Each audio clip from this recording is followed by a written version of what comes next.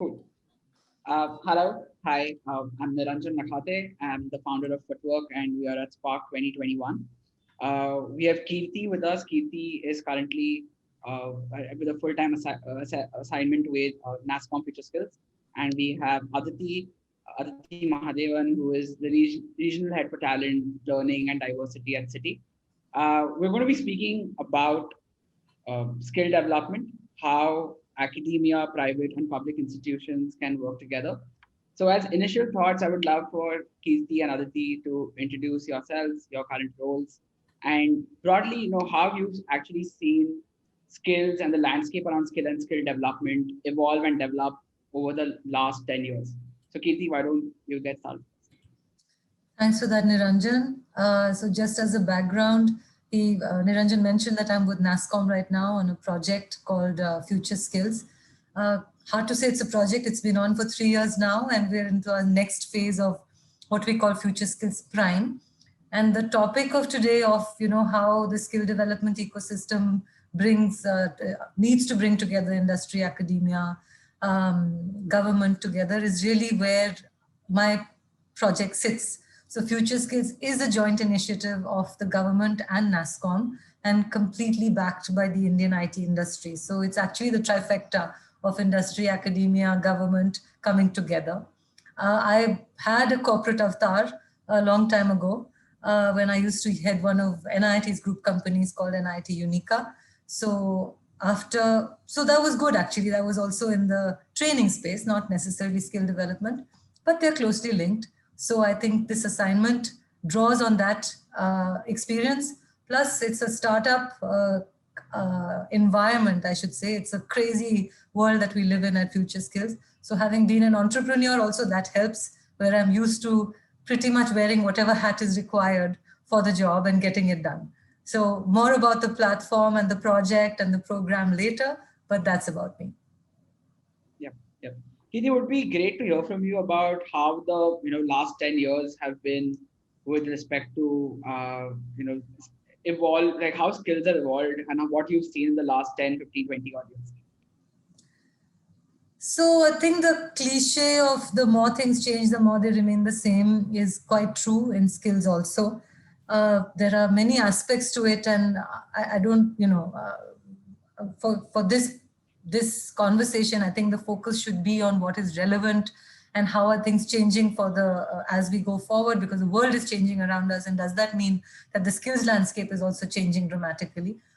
From a policy institutional perspective, I think we've always struggled in India, at least, to create the, what shall we say, the credibility of the skilling ecosystem, the skilling certifications, the whole vocational training piece. But with all these emerging technologies now coming in and everybody needing to build skills in this, I think there's a new appreciation of this whole skill system. So that's one thing that is changing, I would say, from what it was and what it is going to be, where this institutional framework is becoming more and more relevant. The way the government was looking at skilling has also changed. Earlier, it was about the jobs, creating employability, creating survival. But now there is an increasing recognition that skills has to go all the way up from wherever you are. It may be at a base level of being an electrician, being a plumber, you also need to be skilled. And if you have to be a DevOps engineer or if you have to be a web developer, you still need to be skilled. So that recognition is causing a lot of changes in the way skills are being thought about. The skills themselves, yes, of course, as the job roles change, as the needs of the industry change, as the employment opportunities change, the profile of skills changes. Things that were probably optional, I think the biggest change I would think is things that were optional earlier are no longer optional. So I would say you could be an IT, you could be a programmer and not have any communication skills, and it was fine. You could get by. You didn't meet people, you didn't have to deal with global teams. But now that's becoming par for the course. You just have to be able to deal with it as we get into agile, as we get into a DevOps environment, as we get into teams which are multifunctional. So this need for the professional skills angle of it, of what we call professional skills in our program, because we feel they shouldn't be undermined by being called soft skills. So Yeah. the belief in what is, how to communicate, how to collaborate, how to handle a virtual world, how to, what is problem solving, what is creativity for whatever you're doing. I mean, you don't have to be an artist to be creative. It's creativity and problem solving in the same breath. So those Yeah. things I would say definitely are becoming frontline and center, and that is a change. Yeah. Thanks, Kirti. Aditi, from your view, right, as a private institution, same question. Would love to hear a little bit more about your role and how, again, you've seen these skills evolve, if any changes that you've seen in the last 10, 15 odd years as a part of a private institution. Thanks, Niranjan, and thanks, Kirti, for sharing. So a little bit about my role. So I look after three functions from an APAC perspective for Citi. I've been with Citi for a long time, but of course, roles have evolved like the industry has evolved. So, just talking about the role that sort of relates most to the topic of discussion today is learning and development, which primarily focuses on the topic that we're talking about today, which is skill building. But I think more than skill, what we're really talking about today is building capabilities, and building capabilities not just for today, but for the future. So, if you were to just look back, several years back, the way we looked at building skills, to Kirti's point, there was a lot of focus on building technical expertise, right? I mean, that is what people really valued. How well could you do your current jobs? But today we are looking at, more holistic, broad-based development for people, which not just, focuses on sort of developing their technical or, business-based or, training on the job kind of things, but also much more broader, professional soft skills, skills that will help them, move up the leadership ladder as well. So I would say a few things have changed just from a, skill building or a, training perspective. So one is the fact that, there's a lot of focus on reinforcement and sustenance, right? I mean, it's not looked at more like a one-time activity. You put people into a room and then you forget about it. You don't look at whether, that's been a good return on investment, whether there's been any impact on job. So I think that constant, need to make sure that this is not a one-time activity, but will get you results over a period of time has led to that reinforcement. The second, I would say, is the huge role that technology has started playing. Gone were the days where, classroom was the only way to impart skills to a point of time now that, we're having this conversation today, of people across the globe, which wouldn't have been possible. So, technology has enabled a lot of, getting people together in various asynchronous sort of environments. The third thing I would say is that there has been a fundamental shift from teaching into facilitation, right? Because there is already so much of information that's available that, there's very little that a facilitator can really add to what you already know. And there are so many avenues by which people can actually gather, data, information, knowledge. So the real differentiation is learning from each other. And I think that's been a big fundamental shift in the way, audiences engage and, how you're looking at sort of really building those skills. So I would say, there have been numerous changes in the last sort of decade or 15 years, as you would say, but the ultimate goal has still remained the same, right? How do you fundamentally bring about some change in people? And, we'll talk hopefully a little bit about COVID. I think last 2 years, things have changed a lot more than what would have changed in the last 10 years. Yeah. Done in a way, it's done us a favor, I would say, if you can say such a thing about COVID. But the transformation that it has brought about, especially in the learning space, and Aditi, you're probably, you're probably at the heart of it, because your entire industry has had to completely transform the way it functions. Yes, so absolutely. So actually, just taking from that point, Aditi, and I would actually pull it back a few years, say around 2016, especially from an India perspective, when data started becoming really affordable, and there was a boom in terms of internet access, right? Which led to, in a sense, and I imagine like if 10 years back something like this had happened, it would have been so difficult because internet penetration was so low in India. And what that has done is that it has made learning, access to resources it's democratized access to resources, right? Everyone today has, in a sense, equal access, right? You have YouTube for learnings, you have a lot of free content, you have courses which are very affordable on certain platforms.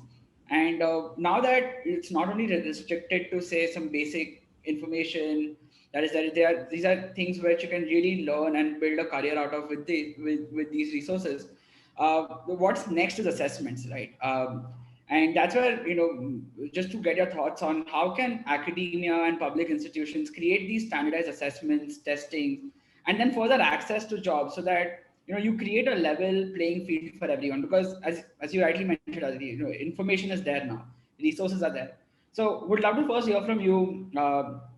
Is there anything that you put into place from an organization perspective first, where you are assessing, say, anyone who comes without looking at other aspects apart from the skill, right? Not looking at institutions or colleges, but just like the skills that they come in with. Yeah, so the way I would answer that question is that, we've tried to tackle this at many levels, right? I mean, this is not something that you tackle only for someone, you're hiring at like a 5-year experience or a 10-year experience mark. This probably needs to start even much earlier on from our education system. Yeah. Right. I mean, what are those things that we are building even in our students, right, which will help them gain those skills? It's not just when you enter the job skill or the job market, then you realize that these skills suddenly are important, right? So I think, to your point, I think academia starts playing a role even, from schools and colleges, because many of those skills that probably, I didn't study, right? I wasn't, given the sense that these were important, are now being built into, right from that level. So Yeah. automatically then what happens is that when you start going and looking at students, while you're selecting people, now gone are those days where people ask you technical questions, right? Because there's an assumption that, you already crossed that threshold, and, the reason you're in that, college or institute is because of your, academic prowess. So you start testing people on other skills. And what's really important, at least from our standpoint is, one is, our entry levels, making sure that there is a good culture fit, right? I mean, that's becoming a lot more critical, right? Because it's easy to teach technical skills. Anybody can sort of pick up from various backgrounds if you have, that level of intellect. What's more difficult is, are you assimilating to an organization? Are you willing to work in teams? Are you one of those who collaborate? Are you one of those who share, right? Do you have leadership potential for the future? So I think what we've started looking at more is that fit to the organization, and that sort of continues as we go along in sort of our hiring process, at various sort of levels. Yeah. And the other thing is that, as organizations, we are obligated to make sure that, we are constantly upskilling and reskilling people, right? We are providing them opportunities. We are challenging them, because, one of the added complications here is also the fact that, the generation today, as they call it, right, the millennials or, Gen Ys and Zs, they expect a lot, right? I mean, they are not, happy with jobs for 5 or 10 years, right? They want constant, motivation in terms of wanting to do new things. So how do you constantly keep them engaged by giving them different things?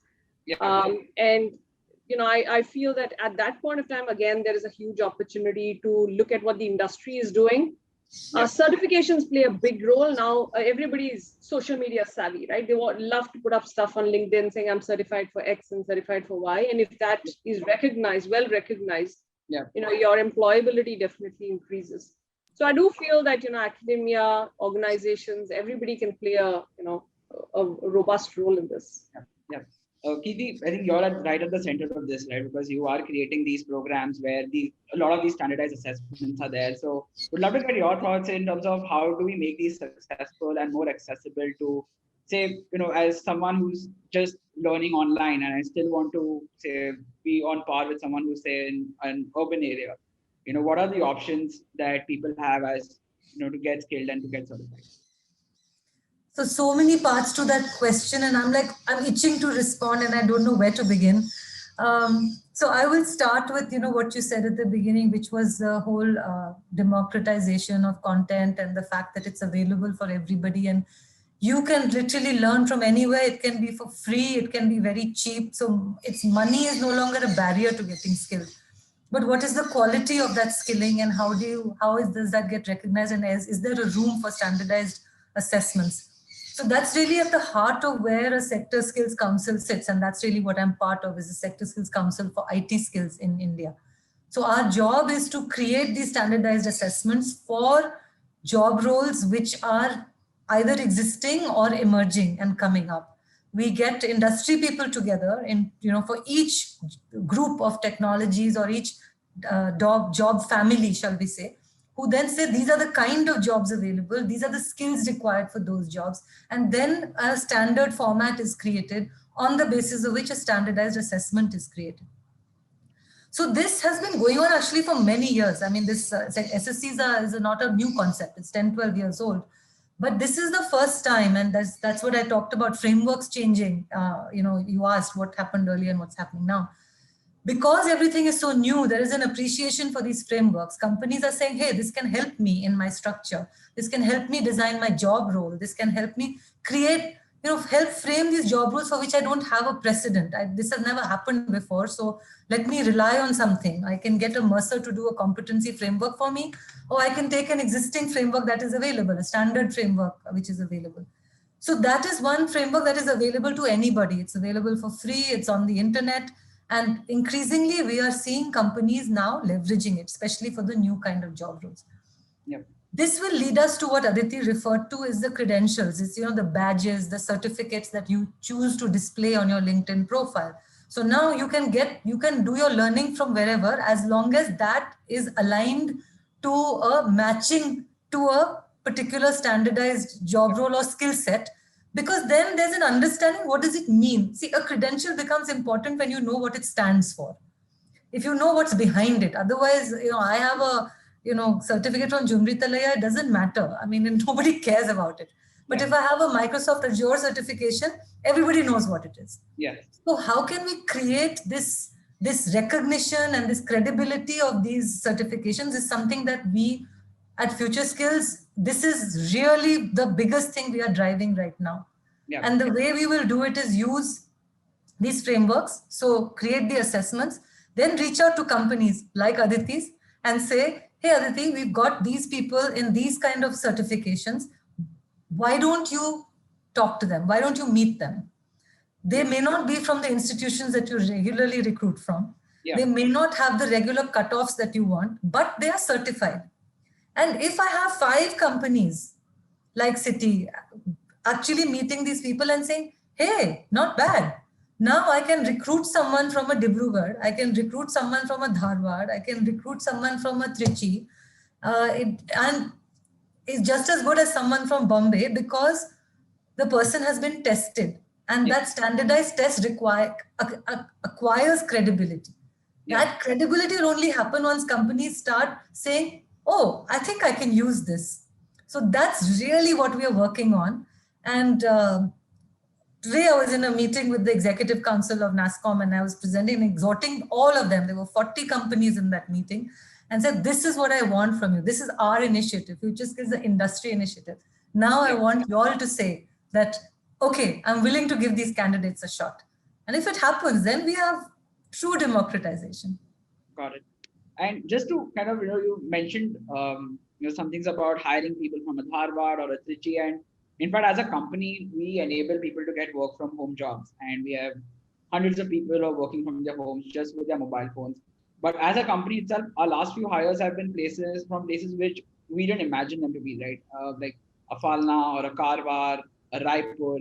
And, a lot of fresh graduates are coming from these smaller towns, right? And one thing I would love to know is that what are the skills that they can pick up? Because they probably don't have access to as much information about what's the right skill. And they have access to the skilling, but they probably don't have access to what the right skill is. So what are the skills that they can pick up from your purview, which would de-risk themselves for the future? You don't want them to take up a skill which probably is not going to be required in the next 2-3 years. Right. So, Kirti, what are your thoughts on this? What are the skills that you see as emerging important for the next 10-15 years?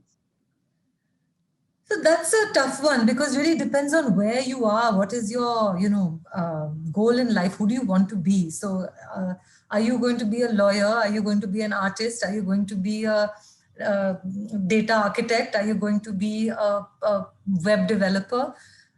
Where does your heart lie? So, for the first step, it is that.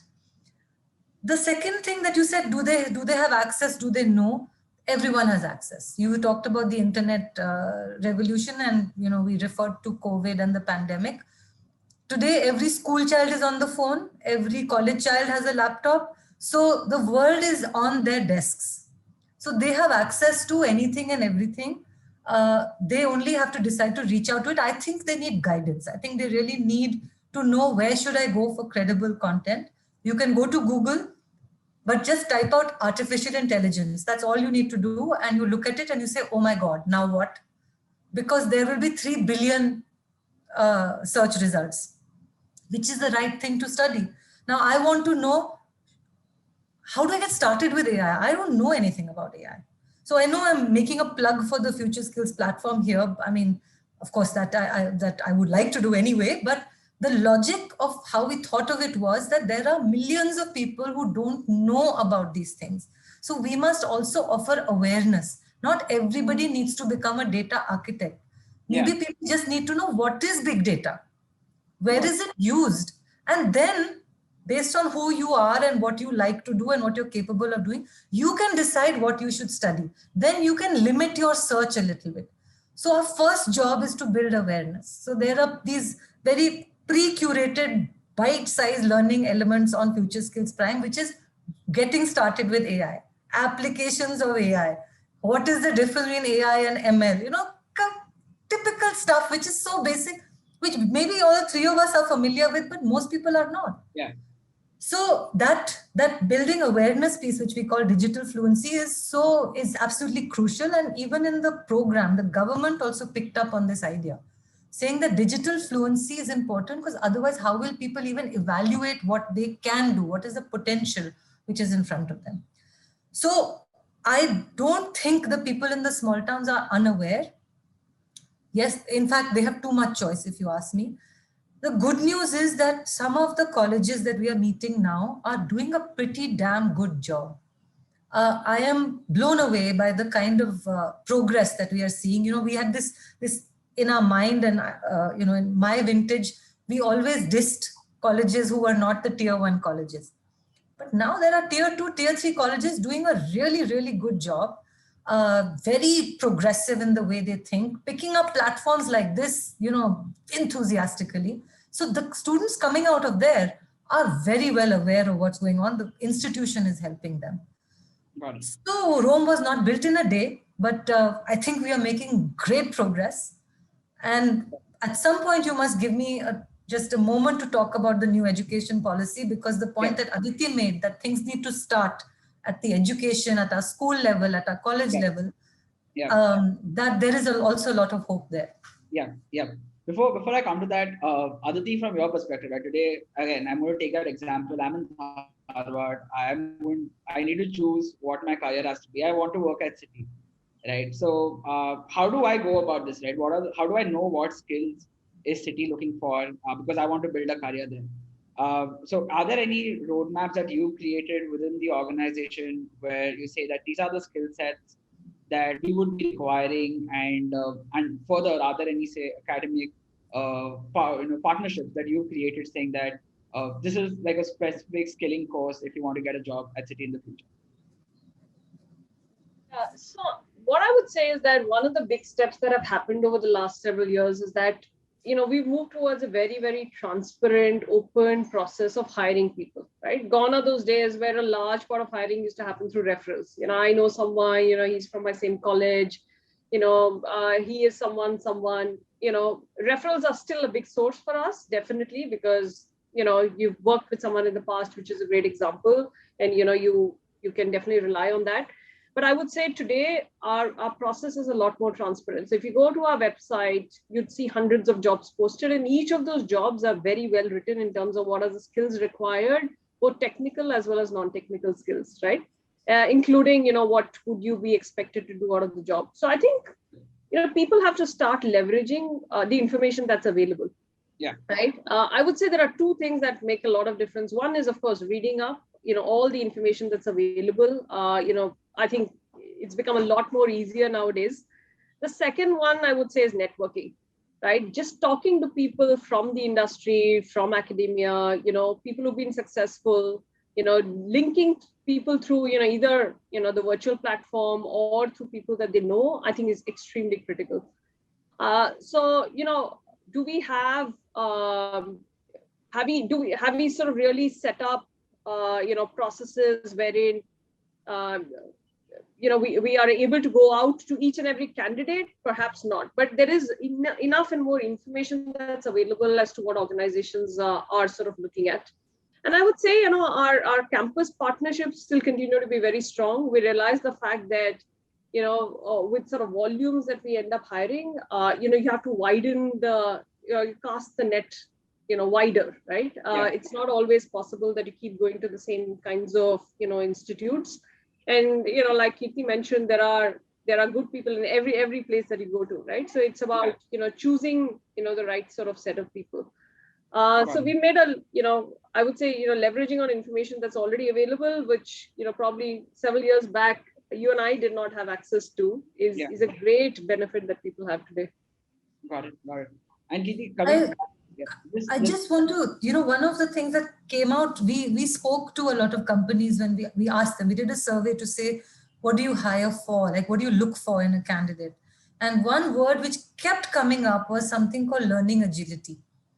Because today it is all about your ability to learn. Everything is changing so fast. How proactive are you in being able to keep up with what's going on? Because otherwise you're going to be irrelevant very fast. So demonstration of learning agility is something that would be, if there was one piece of advice I was to give to someone who's looking for a job, and what demonstrates learning agility is, part of it is what Aditi mentioned, read up. You must know, who are you meeting? What is this company? What are they about? What is the environment they work in? So that, of course, you must know. That's preparation 101. But what extra have you done beyond just your course? Did you do any project? Did you get any certification? Can you talk about what you did? One thing is get that certificate, but if you can't talk about what you did, then that means it was a rubber stamp thing. So experience is very, very important. How can you talk about it could be a college festival you organized, for God's sake. It could be a portal that you built in your college. It could be some app that you created, anything, but show that you are out there doing something a little more than just sitting for your exam and getting your degree. Got it. And coming back to from a policy perspective, Kirti, that we had a very brief chat prior to this, but would love to know from a policy perspective, what are the changes that are being made to make all of this possible, right? To give students, I know there is a lot of information, but there is also push required. And now that, say, people are listening to this would know that, okay, this is the expectation that is there, right? Once they know the expectation, I'm sure a lot of people will take that step. But from a policy perspective, what are the changes that are being made to skill people more than what is being done currently? I think would love to hear your views on that. So the first and most important thing that has happened is the new education policy, where there's a recognition of some of the things that we all keep talking about, but now it is documented and being rolled out, where you're talking about a multidisciplinary approach to education. And what is going to be the impact of that? That in a year or two, we will not have any streams in CBSE. You will be able to take up any course combinations that you want. So this traditional humanities, science, all that may go away because people can pick up what they want. The same thing goes to colleges. The whole idea of making electives that much more, recognized rather than some sidey piece that you put and tag on to your degree. The idea that all large universities, they will have to become multidisciplinary. The focus that will be brought to teacher training, because that's been a huge gap for us. You can't have an institution of eminence unless you have the right teacher. So the incentivization of teachers, the measurement of quality of teachers, what will they be required to do? Because they have a multiplier effect on our students. So the impact of this, the idea that engineering students should not be just looking at engineering. They need to be looking a little beyond. Humanities are suddenly liberal arts, or it's more fashionable to call it liberal arts now. So liberal arts has just acquired this preeminence in the world now, because everybody's talking about collaboration, everybody's talking about awareness, empathy, emotional intelligence, all those these skills that help us deal with this complicated world around us. So I think the NEP is definitely going to help us, and we are already seeing the impact of it. Going forward into the college environment, the academic bank of credits will be created where you can get credits from different places and stitch them together to get your degree. Leads tremendous flexibility to how you want to build your profile. The ability to use online programs to grant credits again opens up the world to any of our students who are in colleges. You can take a course from anywhere and you can still get credit in your degree. For working professionals, we have programs like FutureSkills Prime, which is, the idea was, the objective of the program was reskilling, that with digital transformation coming up, how will we prepare our youth for this storm that is going to hit us and has hit us actually. So make it available, a huge amount of content that's available for free. And for those who get certified, buy courses and get certified, there will be incentive programs. In addition to that, there are national programs. Just in a workshop on the national program for AI, huge budget being put aside by the government, looking at AI as a horizontal, saying AI is going to cut across technologies, cut across industries, cut across sectors. It is going to be table stakes. So huge budget being put aside for building manpower with skills in AI. So there are initiatives at every stage. I mean, there's a beautiful project by Niti Aayog for bringing AI to school students from class 6 onwards. And NASCOM was part of building that course content. It is such lovely content. I mean, if any of you have children, go to the Niti Aayog website and look for the AI content. That's free to download. It's a lovely PDF document. Beautifully done, designed by someone from IIT Bombay with serious pedagogical inputs, really nice. So lots of stuff going on from a policy perspective, incentives available, content available. In my view, what we need to do is bring all of it together, make sure the kids who are getting certified will also get jobs and make a success of their careers. Yeah, so that actually brings me to the next question. And within the students who are there, I would specifically want to, try to understand that the participation of women in the labor force, right? Whether it is skilled, unskilled, early stage, late stage, senior management has seen a significant decline. And in fact, post like the last 1.5 years has been even hit women much harder with remote jobs becoming remote. Are there any specific initiatives which is creating equity to give more opportunities to women who want to enter the workforce, whether it's free, better coaching, specific focus on women who want to enter the workforce? So Aditi, first from you, from an organization perspective, right? And I would again stress on like entry level jobs. What are the things that you are doing to make sure that we get to say not at only 50%, but even more from in an organization, more than 50% of the employees being women? So what are the steps from an organization perspective? First of all, before I answer that question, Kirti, I was so happy to hear the kind of changes that are happening in the education sector in India, because, of course, we moved to Singapore several years back. And as I see my kids grow, the kind of academics that I went through is not the kind of academics that they're going through. Like my son has a combination of music, economics, and all sciences, even in grade 8, right? Which was sort of unimaginable for us. If you took up economics and commerce, you could never think of combining them with sciences. So, that's definitely, really, really nice that India is sort of, heading towards that direction. It just broadens perspective. It gives people choices. It doesn't box you into, particular areas, which in itself is a wonderful way. So thank you so much for sharing that. To answer your question, Niranjan, I think as organizations, we need to constantly keep creating environments which will help retain women, right? We see that, so if you look at, overall, if I look at my organization, we have a fairly good balance at an entry level when we hire people, right? It's almost at a 50-50%. But as we grow up the, pyramids, right, at various points of time, due to personal choices, due to other reasons, women sort of fall off the workforce. And, it's really an introspection for us as to why that happens. And a large part of that happens, as they enter their sort of maternity journey, right? So a couple of things that I'd like to mention here. So one is that we have a very robust return to work program. So women who've taken a break, and that could be a break of 2 years, 4 years, 6 years, due to various reasons and are looking at coming back into the workforce, we have a very, very robust program. And I think the critical part of the program is not just hiring them for a role, but helping them transition back into the workforce. I think that's really critical, because after having sort of taken a break for a while, you've lost touch with, working in office environments, you've lost touch with what's happening today, how do hierarchies work, what systems and processes have changed, what's current policy. So we have a mechanism by which we help that transition for the initial 6 months, which has helped us a lot. And we've seen great amount of success in getting people back, as part of that. I think COVID to some extent has been like a double-edged sword, right? I mean, there are some positives of COVID, which is the fact that flexibility of working from home, which was like a big myth, especially in the financial services industry, has been broken, definitely broken, right?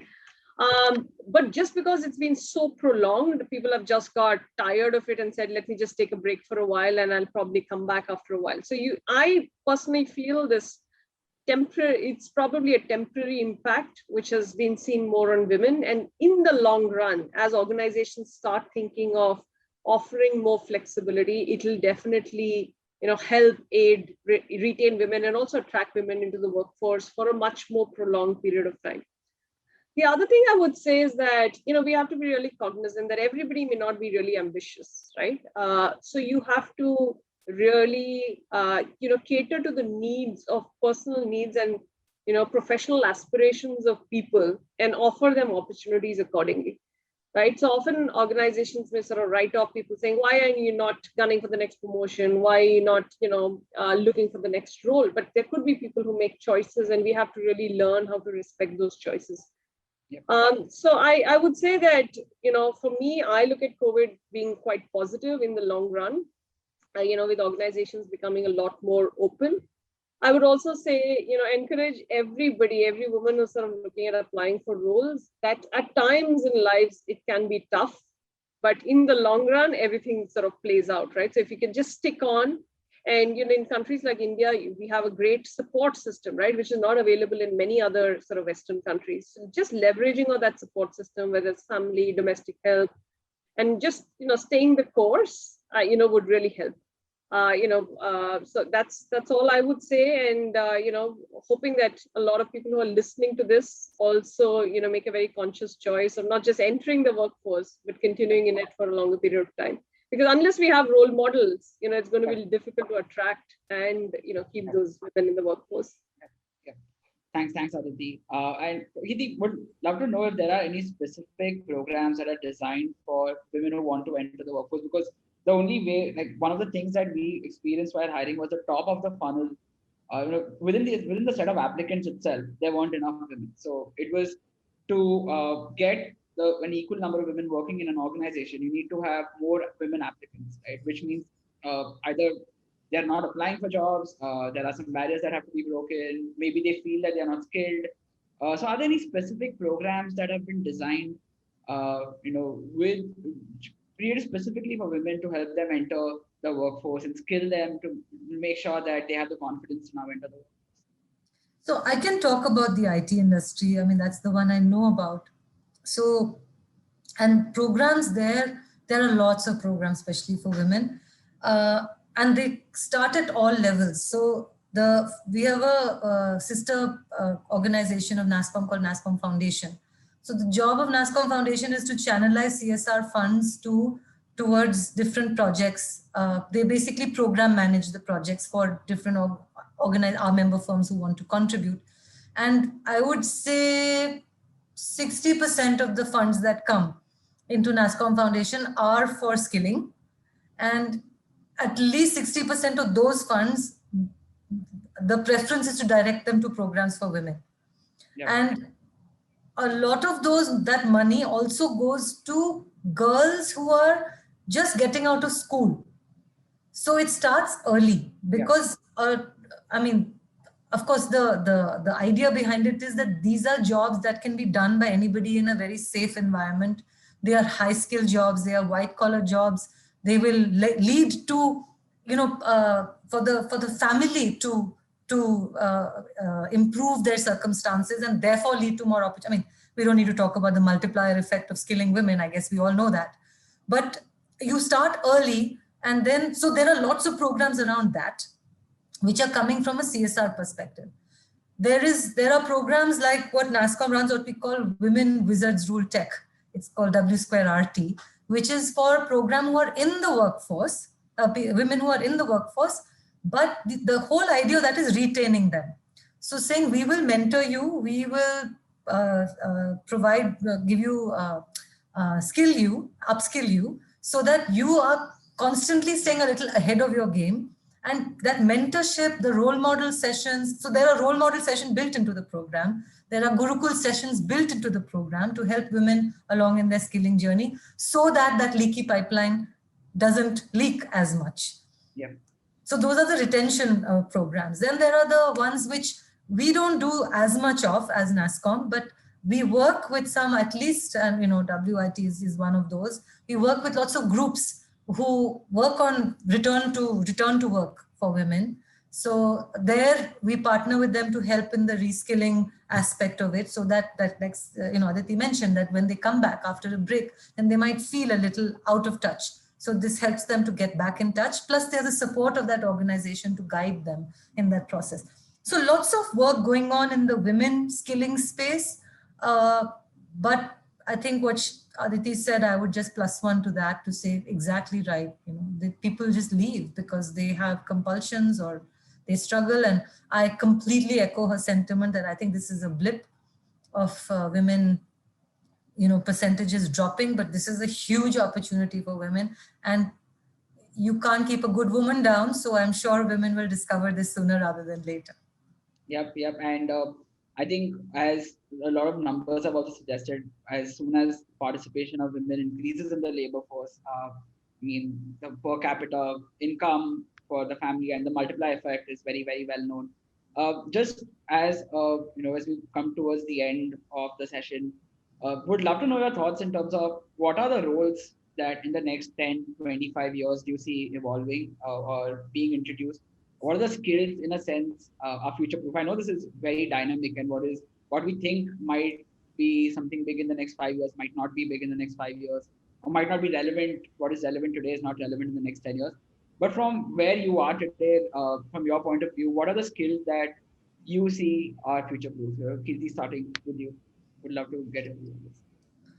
So definitely you must be connected digitally. So please get internet savvy, please get to understand the computer, because without that, nothing is going to happen. And that's pretty much known.